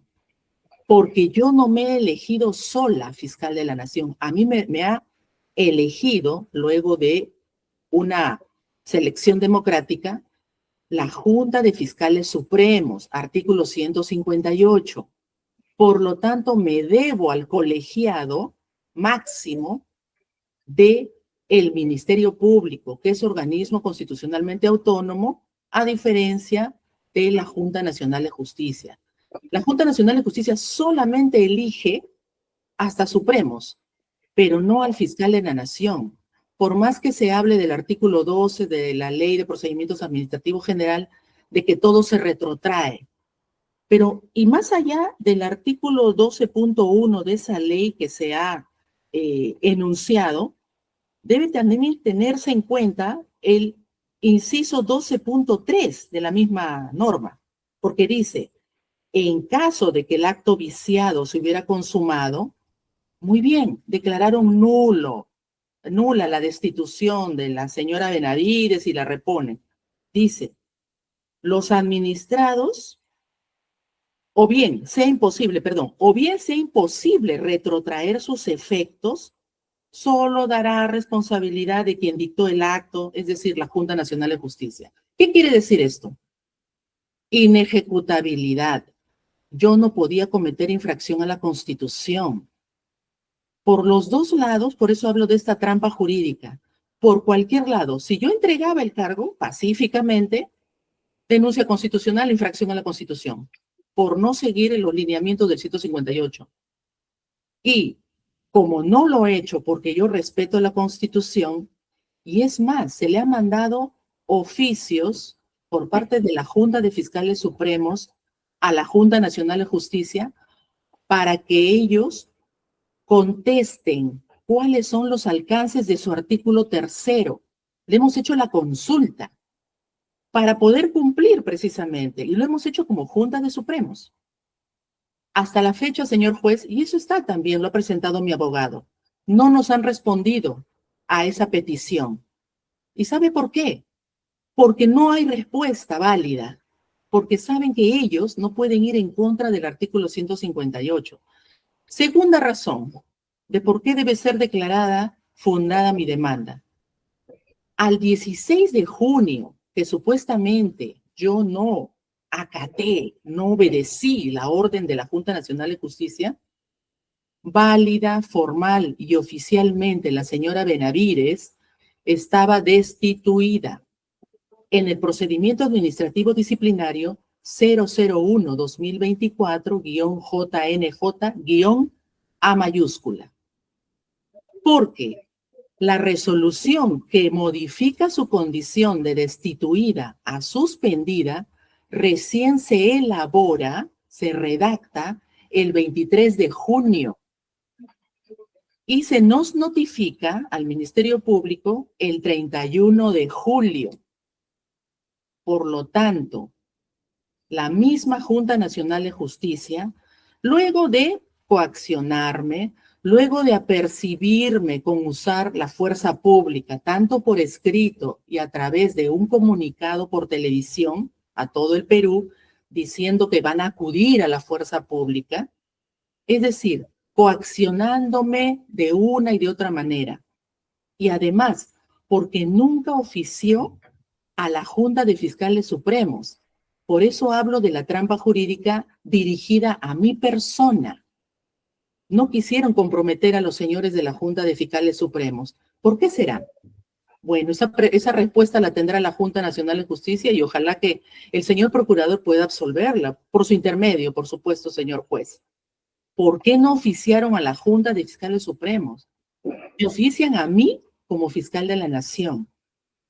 Y eso trajo toda la secuela, los efectos, que ahora el mismo señor procurador se contradice, porque señala que el artículo 3 me reconoce como fiscal de la Nación, pero me reconoce solo en la letra para decirme inmediatamente, oiga, usted entréguele el cargo a la señora Benavides. ¿Eso es reconocer? ¿Y dónde está el artículo 158? Por eso mi abogado ya sustentó jurídicamente, cuando no hay motivación, cuando no hay explicación, ¿por qué se me tiene que obligar a una inconstitucionalidad que ahora estoy recibiendo los efectos nocivos de ese artículo 3? Porque la Junta Nacional de Justicia obviamente que va a querer cubrir su error o su ilegalidad, su inconstitucionalidad, sancionándome por no haber obedecido precisamente una inconstitucionalidad. Y esos efectos son los que ahora, que el señor también abogado Abanto dice que ya no, como la señora Benavides no volvió a ser fiscal de la Nación, ahí quedó todo. Pero si todo quedó allí, entonces ¿para qué son litis consortes? Bueno, yo entiendo de que tiene que hacer también un apoyo a la Junta Nacional de Justicia que benefició a su patrocinada. Es lógico y hasta entendible. Pero, ¿cómo no va a decir que hay efectos? Precisamente por esa supuesta desobediencia, ahora se me está pretendiendo destituir, porque todo está yendo rápido y con una clara intención de destitución. Solamente a mi persona, solo yo desobedecí, supuestamente. Señores, yo no desobedecí a la Junta Nacional de Justicia. Yo obedecí a la Constitución. Y además los señores de la Junta nunca han respondido los alcances. ¿Cómo podemos ejecutar? Y eso lo firmamos todos. Lo firmamos el doctor Pablo Sánchez, la doctora Zoraida, el doctor Villena, hasta el doctor Tomás Gálvez, porque él dio muchas ideas para pedir esa consulta y nunca nos han contestado. Por lo tanto, y algo para terminar, la falta de sustentación es tan grave que lo único que puede explicar es que la Junta Nacional de Justicia no tiene argumentos para desmerecer la atribución exclusiva y excluyente de la Junta de Fiscales Supremos, quien autónomamente, independientemente de cualquier otra injerencia extraña, externa, son los únicos que eligen al fiscal de la Nación. Hubo buena fe, y porque a la fecha, y con esto termino, a la fecha de mi elección, el interinato del doctor Villena había culminado. Por lo tanto, había culminado luego de un debido proceso de destitución de la señora Benavides, y la marcha institucional no se podía detener manteniendo un interinato, un reemplazo, una suplencia. Lo que se hizo en base a nuestra autonomía y respetando, culminado el procedimiento donde agotó sus impugnaciones la señora Benavides, quedó la cosa decidida, se convocó a elección de fiscal de la Nación para los próximos 3 años, conforme al artículo 158, y se cumplió tal cual. Por esa razón, no es que yo me aferro al cargo. Si yo hubiera sido interina, lo dejo, pero no he sido interina. Si a la señora Benavides le hubieran declarado nulo de oficio su procedimiento cuando estaba el interinato del doctor Villena, por supuesto que volvía. Pero eso no ha sido así. Por lo tanto, lo que ahora la Junta Nacional de Justicia está pretendiendo consagrar es imponer su autoridad inexistente sobre otro organismo constitucionalmente autónomo. Y eso viene afectando mis derechos fundamentales a la estabilidad y permanencia en un cargo, en una condición de fiscal de la Nación legal, constitucional, legítimamente asumida, de buena fe. Y por esas consideraciones, señor juez, solicito, al igual que mi abogado, que se declare fundada en todos sus extremos, en todo el petitorio, y que no se siga diciendo de que no se ha precisado, todos han sido bien notificados y han contestado, se declare fundada la demanda constitucional. Muchas gracias. Bien, gracias, doctora Delia Espinosa Valenzuela. Ahora sí, pasamos con la dúplica final del señor Procurador Público de la Junta Nacional de Justicia. Muchas gracias, doctor. Bueno, en primer lugar, reiterar, ¿no?, que la pretensión central, la única pretensión principal, está referida a la validez del artículo 3 de la resolución 231/2025. Ahora bien, ¿de qué versa la resolución 231/2025? Sobre un tema de nulidad de oficio que ya lo he explicado anteriormente, ¿no? El señor abogado de la parte demandante se pregunta, ¿de dónde sale, no? Porque la demandante no era parte del procedimiento. ¿De dónde sale que lo notifican? Pues es obvio, ¿no? Es obvio porque era la titular del Ministerio Público. Evidentemente, si había que ejecutar un acto por parte del Ministerio Público, tenía que notificarse al titular. La señora Espinosa señala, ¿por qué no se notificó a la Junta de Fiscales Supremos? Bueno, si ella consideraba que quien debía ejecutar el acto emitido por la Junta era la Junta de Fiscales Supremos, lo correcto era que ella lo derive a la Junta de Fiscales Supremos. La notificación fue válida, ¿no? ¿Qué hizo la señora Delia Espinosa? Simplemente desconoció la notificación. Pero bueno, ese es otro tema, ¿eh? Volviendo al asunto central, ¿no? Como he dicho, de lo que trata la resolución 231 es sobre la nulidad de oficio por vicios ocurridos dentro de un procedimiento disciplinario en la que la demandante no era parte. Por ende, al no ser parte de este procedimiento, la Junta Nacional de Justicia no tenía por qué notificarle, ni por qué pronunciarse sobre su situación jurídica, porque lo que se veía, ¿no?, en el fondo de esta resolución era un tema de nulidad de oficio, no la modificación de la situación jurídica de la demandante. Además, como lo ha reconocido la propia demandante, ¿no?, en sus fundamentos, el tema no va por una cuestión de si es válido o no el artículo 3, y si es válido, sino por un tema de la ejecutabilidad. Y ella tuvo en su momento la oportunidad de cuestionar la ejecutabilidad de este artículo 3, que ya lo he mencionado también reiteradas veces.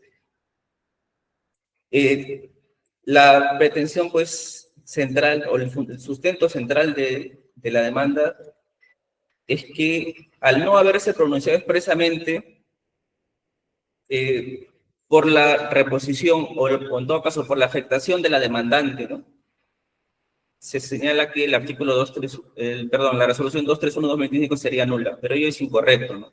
La resolución 231/2025 está correctamente motivada. Y si bien no hay una señalación expresa, ¿no?, al asunto de si la demandante debía salir o no de la Fiscalía de la Nación, esa cuestión se debía debatir en todo caso en la etapa de ejecución, ¿no? Eso no hace inválido el acto en sí. El acto es válido, ¿no?, por principio sobre todo de conservación del acto administrativo, ¿no? Y como he dicho, la demandante ha cuestionado en más de una ocasión la ejecución del acto administrativo emitido por la Junta, ¿no? Debe tenerse en cuenta que la resolución 231, el artículo 3 específicamente, no se podía ejecutar de manera inmediata, ¿no?, sino que había un procedimiento de ejecución en el que intervenía justamente la demandante, y es por eso que se notifica, ¿no? Ahora bien, se habla también, pues, de una supuesta ejecución forzosa que nunca hubo, ¿no? Citan, pues, un oficio de la Dirección de Procedimientos Disciplinarios. Ese es un apercibimiento para efectuar una ejecución forzosa. Una cosa es el apercibimiento, otra cosa es la ejecución forzosa propiamente dicha. Nunca hubo ejecución forzosa. Eso debe quedar claro. ¿Por qué? Porque la demandante era la encargada de ejecutar el acto. No se le podía obligar a la demandante a ejecutar el acto. Esa es la realidad, y nunca lo ejecutó.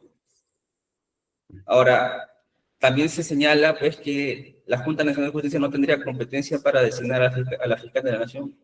Pero la Junta Nacional de Justicia en ningún momento ha designado a la fiscal de la Nación. Simplemente ha declarado la nulidad, en parte, ¿no?, de un procedimiento disciplinario, lo que trajo como consecuencia un efecto retroactivo, ¿no? Y quien finalmente designó en su momento a la señora Patricia Benavides como fiscal de la Nación fue la propia Junta de Fiscales Supremos. Otro punto importante a tener en cuenta es que debe separarse, ¿no?, el procedimiento o la ejecución del acto administrativo de la resolución 231 con el inicio del procedimiento disciplinario, ¿no? Esto quiero hacer incidencia porque el inicio de un procedimiento, o bueno, una investigación preliminar en su momento y actualmente de un procedimiento disciplinario, es un punto aparte, no es un acto de ejecución de la resolución 231 y se da como consecuencia, ¿no?, de una denuncia en principio de un ciudadano, pero también en atención a la conducta desplegada por la demandante. El inicio del procedimiento disciplinario no es una consecuencia directa de la resolución 231. Por eso debe analizarse aparte, ¿no? Como la señala el propio demandante, ellos van a interponer, o eso es lo que dijeron inicialmente, ¿no?, a través de los medios de comunicación, que iban a interponer otro proceso de amparo para cuestionar justamente el procedimiento disciplinario. Y ello debe ser así, ¿no? En este proceso de amparo solamente se debe discutir si es válido o no el artículo 3º de la resolución 231. A consideración de esta Procuraduría Pública, el artículo es válido, ¿no?, porque esta omisión que alega la parte demandante no incide directamente en el contenido esencial del acto, ¿no?, porque el tema central de este acto administrativo estaba relacionado a la nulidad de oficio, no a la modificación de la situación jurídica de la demandante. Y bueno, básicamente eso. Muchas gracias. Doy paso a la siguiente persona. Bien, gracias, señor procurador, abogado de la Procuraduría Pública de la Junta Nacional de Justicia. Y finalmente, la réplica final, con lo cual concluimos el tema de la instancia de informes orales al doctor Humberto Abanto. Doctor Abanto, del mismo tiempo, tiene el uso de la palabra, la réplica, o mejor dicho, la dúplica final. Su señoría, primero que nada quisiera que invite a la doctora Espinosa a conducirse correctamente en la audiencia. Está escribiendo mensajes en el chat durante la intervención del procurador. Doctora, por favor, ya usted tuvo el uso de la palabra, por favor, mantenerse ya usted estos informes y respetar a los abogados que están. Su señoría, sigue escribiendo. Adelante, doctora. Su señoría, Abanto. la señora Espinosa sigue escribiendo.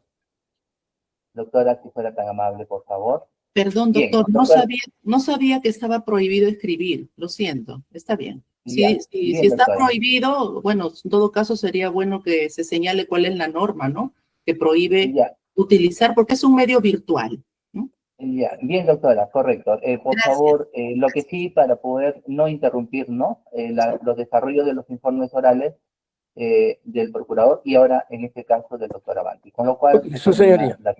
Adelante, doctor. Gracias. Comencemos hablando de falacias. Una falacia identificable en la lógica es llamada falacia de atención selectiva. Cuando se presenta la conclusión, la Junta Nacional de Justicia no puede elegir al fiscal de la Nación, hay que atender al contexto en el que esto se dice. La Junta Nacional de Justicia en su resolución no elige a ningún fiscal de la Nación. La señora Liz Patricia Benavides Vargas había sido elegida fiscal de la Nación por la Junta de Fiscales Supremos y fue removida de ese cargo por la resolución 89-2024 Pleno JNJ, que fue declarada nula por la resolución 231-2025 Pleno JNJ.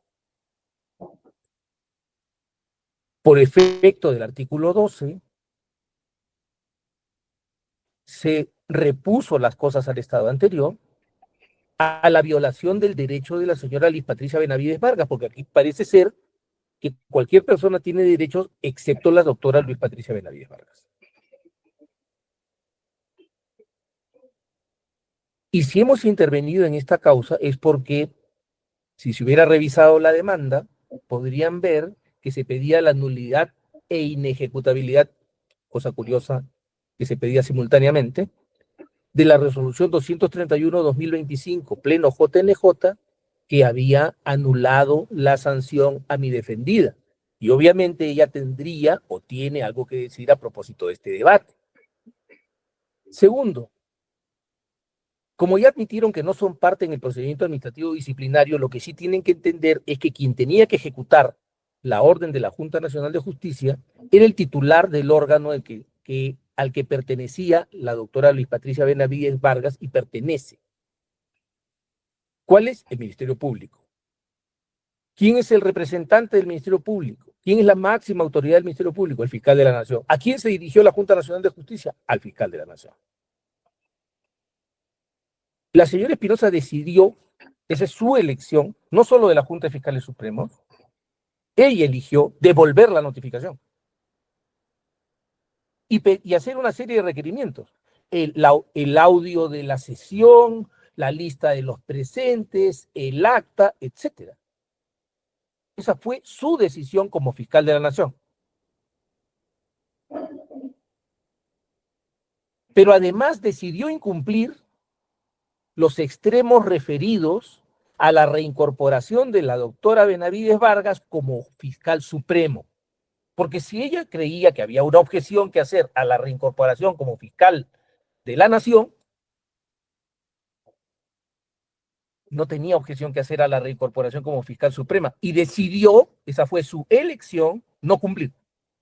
Pero no solo no cumplió con el extremo de la señora Liz Patricia Benavides Vargas, no cumplió con el extremo referido a la fiscal Azucena Solari, quien está también en la misma resolución. Azucena Inés Solari Escobedo, a quien también se le anuló la sanción, también eligió no cumplir. Esas han sido las elecciones que la doctora Espinosa tomó en este procedimiento. Es claro que la libertad de elección, y eso es una cosa que no se debe perder de vista, tiene un correlativo, que es la asunción de las consecuencias de los cursos de acción que libremente se adoptan. La señora Espinosa libre y voluntariamente decidió desacatar la orden de la Junta Nacional de Justicia. Eso la sometió a las consecuencias que la ley establece ante la desobediencia de un mandato. Su señoría, la señora no entiende que está en una audiencia judicial. Doctora Delia Espinosa, no haga señales ni gestos, si fuera tan amable, te lo pido, por favor, porque el doctor... Ahora le va a pedir que haya una norma que le prohíba hacer eso. Disculpe, es que la cantidad de mentiras que dice su señoría. Doctora, perdón, es que esto lo están viendo también estudiantes de Derecho. Y no se puede enseñar a mentir. Su señoría, esta es una falta de respeto. Por favor. Señor, y el señor públicamente me ha faltado el respeto como ha querido. Bueno, su señoría. Doctora, soy tolerante, gracias. La ponderación doctor, y el respeto. Yo respeto a todos. Yo respeto a todos, pero pido que se respete la verdad. Correcto, entonces se respete en ese sentido. Todo lo sabía la Junta de Fiscales Supremos, ahí está el acta. Su señoría, por favor. Léalo. Doctora, por favor. Gracias. Muchas gracias. Magistrado, una cuestión de orden. Adelante, una breve cuestión de orden. Nada más que una cuestión de orden. Doctor, la dinámica se supone que es una réplica y después una dúplica. Es réplica y dúplica, pero es que ahí voy al punto, pues. Justamente como para, además, creo que ya se extendió bastante la audiencia, creo que usted tiene claro el tema. Circunscribamos a la réplica y dúplica respecto de lo que los abogados hemos debatido, porque la doctora Espinosa, como tiene su derecho a informe de hechos, y eso es lo que ha hecho. Yo le sugeriría por su intermedio, incluso a mi colega, circunscribámonos a eso y vayamos al cierre, porque en realidad, si incorporamos otras situaciones, naturalmente la doctora Espinosa se incomoda, es natural, es una dama, es una funcionaria, entonces circunscribámonos y vayamos al cierre. Es lo que sugeriría en todo caso. Muy bien, vamos a continuarlo, a permitir al doctor Abanto que él concluya y termine su exposición, su réplica o dúplica final. Gracias, doctor Abanto. Voy a agregar algo más, su señoría.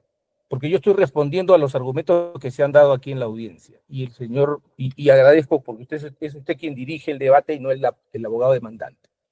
El punto es este. Se dice que yo señalo aquí con toda claridad, y puede usted revisarlo, que no solo se ha incumplido el mandato de reponer a la señora Luis Patricia Benavides Barra como fiscal de la Nación, sino como fiscal suprema, y la reposición de la fiscal Azucena Inés Solari. Por lo tanto, no es que solo los extremos del artículo 3º soporten, como dicen, las consecuencias que está afrontando la señora Espinosa, como dice su defensa. Es más amplio el problema. Pero además, su señoría, hay un problema aquí interesante que se tiene que revisar a partir de la doctrina del Tribunal Constitucional en el caso, en la sentencia, en el auto del expediente 898-2008, acción de amparo, en el que establece la diferencia entre competencias y derechos fundamentales.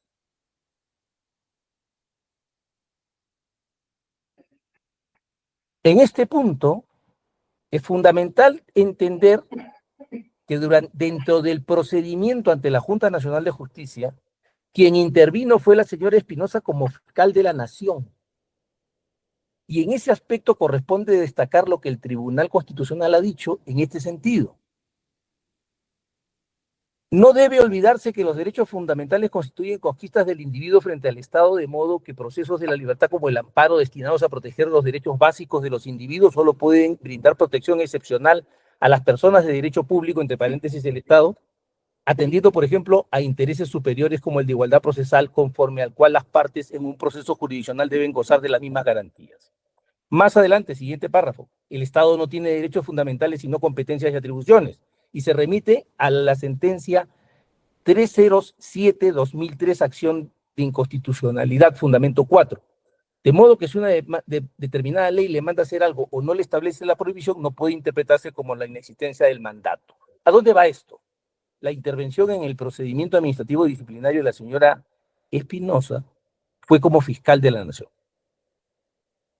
Ella, como individuo, no ha planteado ninguna articulación. Y entonces retornamos a la exigencia del agotamiento de las vías previas, que guarda relación, además, con el texto expreso del Código Procesal Constitucional, en el que las excepciones de agotamiento son una resolución que no sea la última en la vía administrativa, que es ejecutada antes de vencerse el plazo para que quede consentida, el agotamiento de la vía previa si la agresión pudiera convertirse en irreparable, la vía previa no se encuentra expresamente regulada o ha sido iniciada innecesariamente por el afectado, o no se resuelva la vía previa en los plazos fijados para su resolución. En este caso, no hubo ninguna intención de, como individuo, estoy hablando como persona natural, no como autoridad, de plantear algún reclamo en defensa de su derecho. Hubo un consentimiento. Y en ese sentido, queda claro que jamás se ha tentado siquiera la vía previa. Y no se puede decir que había una situación que originara irreparabilidad por una razón sencilla, su señoría. Quien tenía la orden de cumplir era la señora Espinosa. Quien decidió incumplir es la señora Espinosa. ¿Puede decirse que la señora Espinosa iba a inferirse a sí misma un daño irreparable? Entonces, su señoría, como verá usted, resumiendo los argumentos de la demanda, tienen un problema. No hay agotamiento de la vía previa. Segundo, se ha sustraído la materia. Tercero, jamás ha habido una infracción a la motivación. Cuarto, la Junta Nacional de Justicia no ha elegido a ningún fiscal de la Nación, reponía a la fiscal de la Nación que había elegido a la Junta de Fiscales Supremos. Y quinto, no hubo ningún reclamo de la señora Espinosa como persona natural ante la Junta Nacional de Justicia para reclamar el derecho que hoy trata de reivindicar ante usted. Todas estas razones hacen improcedente su demanda. Muchas gracias, su señoría. Muy bien, gracias a los señores abogados. Ha concluido, he estado atento a los informes orales emitidos por cada uno de los abogados, de la señora Delia Espinosa también, la doctora, y también del señor procurador público. Se va a tener en cuenta el mérito de los informes orales al momento de emitir la resolución y o sentencia final que ponga fin a este proceso. Asimismo, se pone en conocimiento de los señores abogados, de las partes procesales concurrentes, que el juez de la causa, mi persona, procederá a expedir la resolución final que corresponda o la sentencia respectiva en el plazo previsto en el Código Procesal Constitucional vigente. Con lo cual concluye la presente audiencia única, de lo que da fe la asistente de juez que interviene. Muchas gracias, señoría. Buenas tardes, señorías. Muy buenos días Gracias, a ambas señor partes, Pérez. Buenas a tardes. los doctores, a las doctoras, y pueden ya retirarse de la sala virtual. Muchas Muy gracias, amable. buenos días. Muy buenas tardes para todos. Hasta luego. Gracias. Bueno.